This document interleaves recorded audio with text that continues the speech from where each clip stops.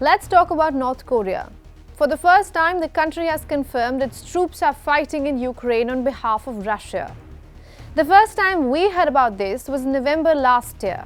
At the time, Ukraine had claimed there was a small group of North Korean leaders on the battlefield. The exact number, their speciality, and the biggest question, what are they doing there, weren't known. Today, new details are emerging. What is the real reason behind North Korea fighting on Russia's behalf? Has Vladimir Putin mastered the art of making covert defense deals? And is Donald Trump being short-sighted with the war in Ukraine? I'm Ananya Dutta, and you're watching Grey Zone.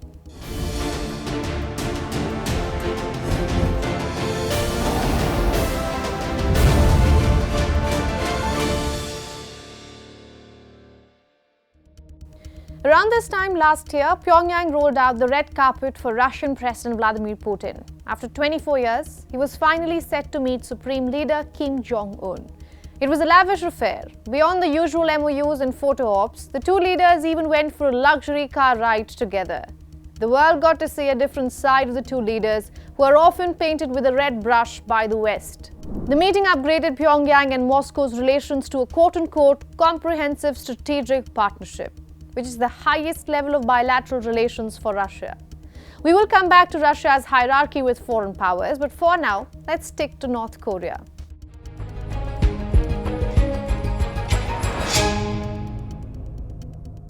The treaty had 23 articles in total, but one article caught everyone's eyes. A Cold War-style clause was revived that if either of the countries is attacked, it will trigger a no-limit assistance by the other party. Awfully similar to NATO's Article 5. An attack on one is an attack on all. Just months after the meeting, Ukraine claimed to be clashing with North Korean soldiers in the border region of Kursk. 5 months later, that's today, Pyongyang confirmed that it has helped Moscow retake Kursk. The announcement on national TV followed Russia's claim that it has completed its efforts to take the region from Ukrainian forces. Under the order of the head of state, the subunits of the armed forces of the Republic regarded the territory of Russia as one with their country and proved the firm alliance between the two countries of North Korea and Russia. KCNA further said, and I'm quoting from it, Kim ordered the troops to annihilate and wipe out the Ukrainian neo-Nazi occupiers, calling it a sacred mission to further bolster their ties. The language is straight out of the Kremlin corridors, so one could wonder, what is in it for North Korea?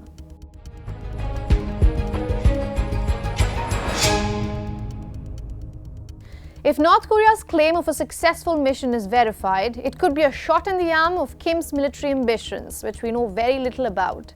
The last time North Korean troops got exposed to battlefield experience was in the Korean War of 1950. In the last 75 years, geopolitics and warfare have drastically changed. Pyongyang controls one of the world's biggest military made up of about 1.3 million active personnel. It often showcases its defense advancements with its missile launches and elaborate road shows. But its access is also controlled by the Kim regime. So whatever little the world knows and hears is all vetted by the men with medals. Today, Russia stands as the exception. It has first-hand experience with North Korean soldiers, their capabilities and their shortcomings. In a statement published hours ago, President Putin said, and I'm quoting from it, "We commend the Korean soldiers' heroism, their excellent training and dedication they showed while fighting shoulder to shoulder with Russian soldiers, defending our motherland as their own."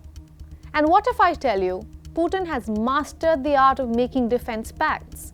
He pulls countries out of Western isolation in exchange for warfare secrets.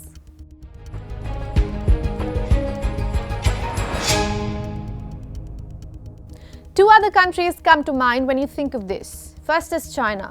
The two countries have a no-limits partnership, but no formal mutual defense treaty.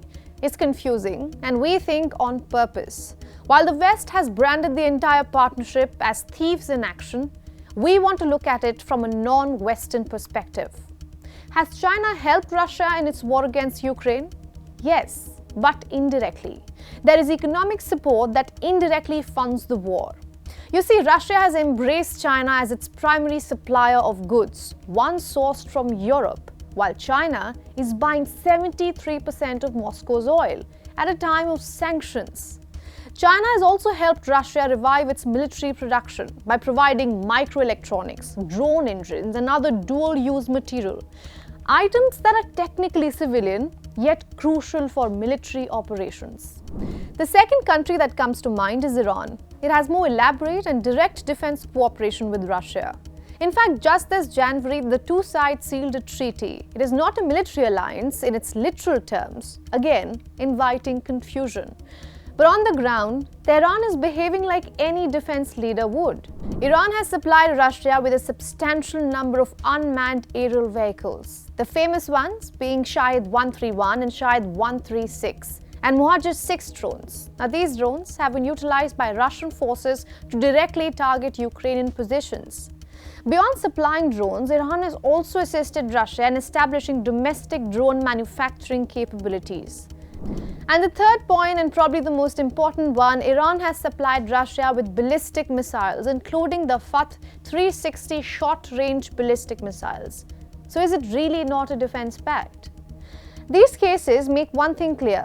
Russia's defense alliances are not as structured as NATO's. The lines are blurry on purpose, and most of it depends on political convenience. North Korea's entry into the Ukraine war is not just a military development, it's a political statement. A signal that Russia can rally friends in unlikely places and turn global isolation into tactical advantage. But this reality raises an important question. What other global red lines will be crossed next? I'm Ananya Dutta. Thanks for watching Grey Zone.